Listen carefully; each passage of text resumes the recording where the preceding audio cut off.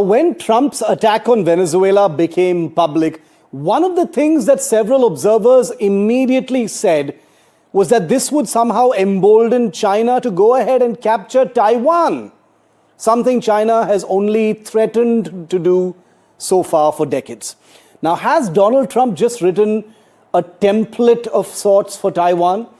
This is a question that's been buzzing over the weekend, not just in Washington or Taipei, but in Beijing. Trump's operation in Venezuela has shattered an old assumption that regime change, direct intervention, and the forceful removal of a hostile leader are no longer acceptable tools of statecraft. That's evaporated.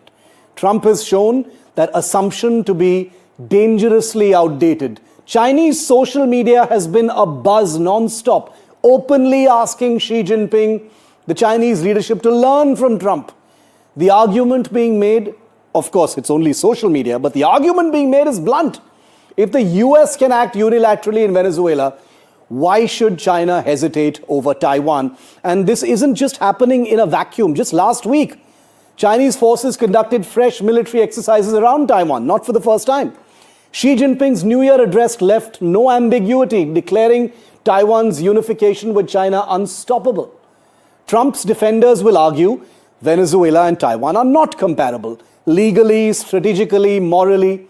And in some ways they're right, but Trump's defenders will also have to admit that the days of moral, legal, and strategic are somewhat gone, or at least they've changed dramatically. And China is the last country on earth that will act based solely on legal briefs. The only question now is, has Trump pulled a crucial lever that paves the way for the capture of another country, or for the Chinese capture of Taiwan? There's another layer to this. Venezuela's change is also an economic setback for Beijing. China was Venezuela's biggest oil buyer, propping up an allied regime thousands of miles from the Chinese mainland.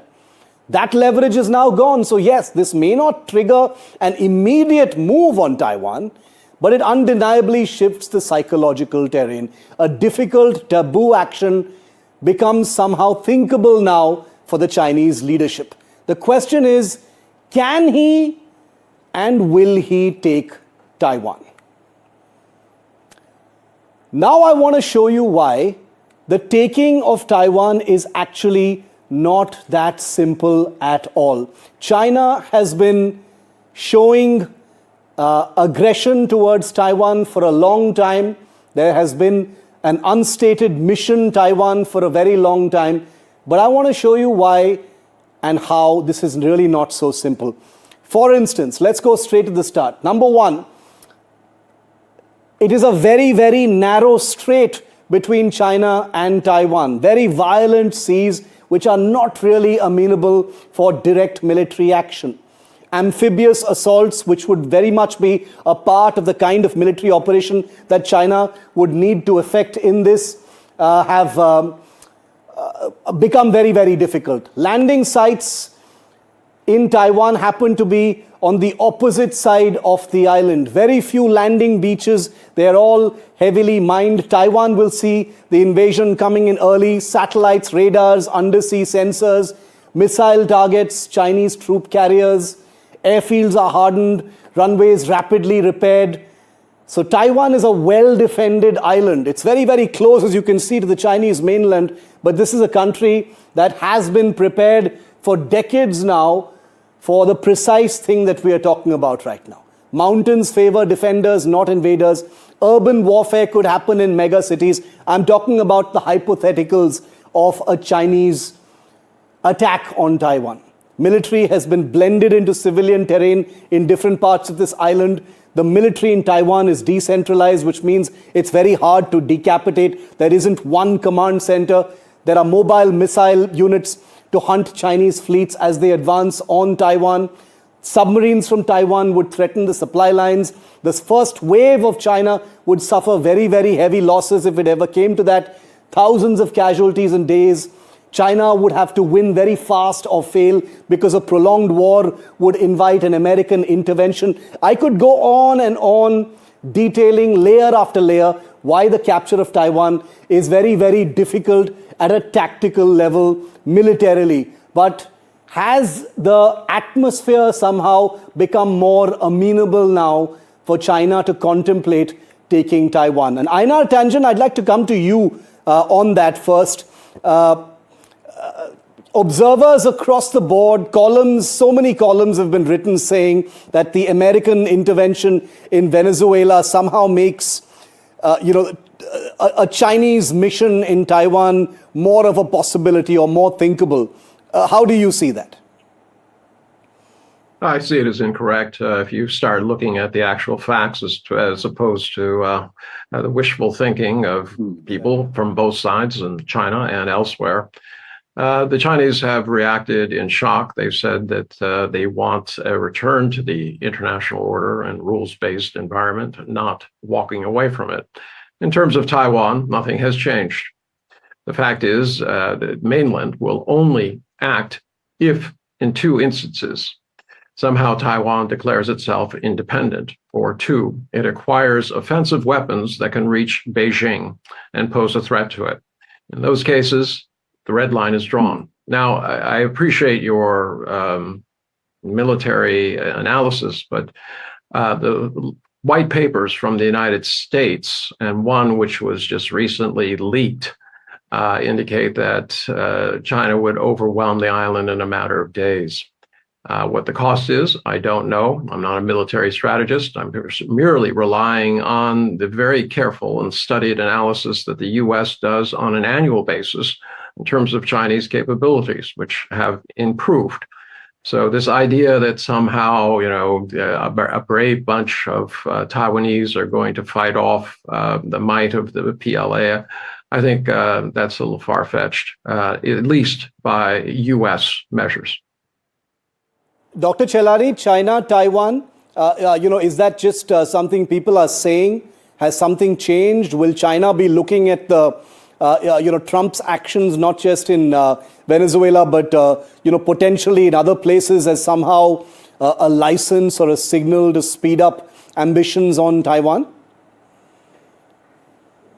Well, looking at it more broadly, for nearly 4 years, the world has been hearing lectures from the West about a struggle between democracies versus autocracies. Yeah. Between those who believe in a rules-based order versus those who believe in might makes right.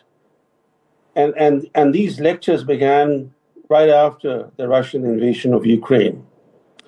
And we were told that the world is split between these two camps. Now the developments since last weekend clearly have shown that those who were giving these lectures to the world are the ones who are tearing down a rules-based order. So in that sense, not only are they feeling emboldened to potentially target other countries, but they're also sending the wrong message to Beijing. But the question militarily is, as you know, Shiv, defense is much easier than offense, especially when there's a sea separating China and Taiwan. Offense by China becomes really very difficult because if China had this amphibious capability, not only to invade Taiwan, but to seize Taiwan, Xi Jinping wouldn't be conducting these live fire exercises around Taiwan at regular intervals. Yeah. He would actually have done something by now. So I don't think the developments of recent days are going to militarily change the picture, but they do send the wrong message to Beijing. And I think one other point that we need to keep in mind is that the West is in relative decline. In comparison to the other areas, the other countries in the world. Its share of global GDP is shrinking, even though the West continues to dominate international institutions. And the MAGA movement of Trump draws its sustenance from from America's relative decline and making America great again is first recognizing that America is no longer great. Yeah. That's the reason why the phrase "Make America Great Again" was coined. So today, what we are seeing is a frenzied rush to make America great again, whether by seizing Maduro from Caracas or by threatening various countries or by using weaponized trade as Trump has done. But when history is written down the road, these weapons that the Trump administration has fashioned, these weapons are going to accelerate the West's relative decline, especially America's relative decline. Glenn, Carle, the China factor, the signal that goes to China, not just on Taiwan, but even the intervention in Venezuela itself has much to do with China, given that China is the largest importer of Venezuelan oil. How do you read that? I think several of us have touched upon, and the discussion has circled around what really is the most important lesson or assessment to derive from what's happened in the last several days with Trump and Venezuela. And that is the normative order that I have certainly been a champion of, and that has haltingly shaped the world's affairs since 1945, is, I'm afraid to say, not just moribund, but now something from the past. It's clear, and it has been for several years, but now it's just in the open through the events of Venezuela, that Trump has been inchoately moving toward, but now openly embracing a sphere of influence order. He's had discussions with Vladimir Putin about this that have been quite explicit. And I suspect that he is circling in the same ways in discussions with Xi Jinping, where you'll have 3 or 4, depending how you want to define it, poles in the world, just as you have described. The Americas would be the protected domain of the American imperium, and Asia would be that of Chinese hegemony, or the Pax Sinica. And at least through Central Europe, what Russia calls the near abroad, would be recognized as an area of influence for Russia.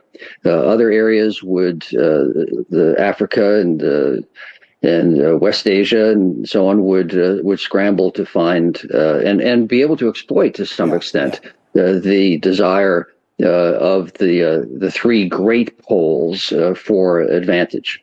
And that's pretty well where it's going now. The consequences, therefore, not going, I would say largely is now. The consequences for Taiwan, I think, were probably missing the point a little bit by debating or arguing about the Chinese capability at present to succeed in an invasion, or America's ability to defend it, and so on. The larger story, I think, is that Trump has de facto and may well explicitly in private with Xi come April acknowledge that there are these sphere of affairs, of influence rather. And so Taiwan, if Beijing could do what it wants, it would. But it can't, and it's intelligent and makes a cost-benefit analysis of the downsides to seeking strategic objectives. And at present, the downsides outweigh the upsides.